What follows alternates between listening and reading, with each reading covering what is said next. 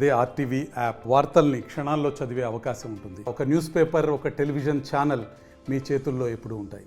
బాగానే పోయినా నేను పైపులు పరుచుకొని ఉన్నాను. పైపులు మొత్తం పరుచుకొని ఇంటికి వచ్చిన తర్వాత మన రాత్రి 8:30 బయలుదేరి పొలం మీద పోయి పత్తులు వస్తాయని చెప్పి పొలం అంతా అయ్యుండ సార్ మొన్న కాపుకొచ్చున్నది.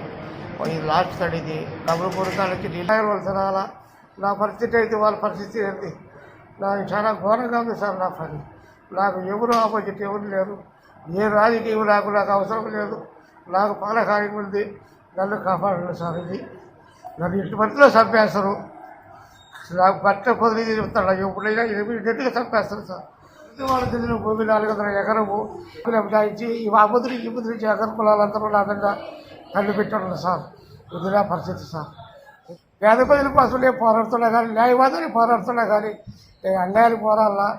ఇది నా ధర్మము. మరి దీనికి ఏమి పరిష్కారం చేస్తారు? దీని ప్రజల గురించి ఏమి న్యాయం చేయబోతున్నాము?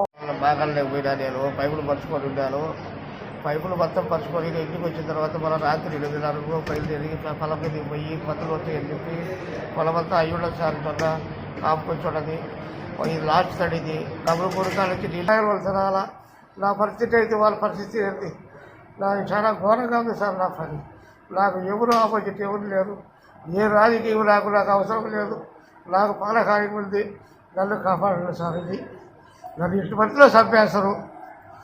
నాకు బట్ట పొదిలి చెప్తాడు. ఎప్పుడైనా ఇమీడియట్గా చంపేస్తారు సార్.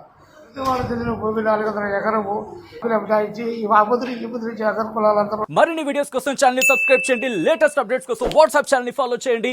అండ్ లింక్ డిస్క్రిప్షన్ లో ఉంది.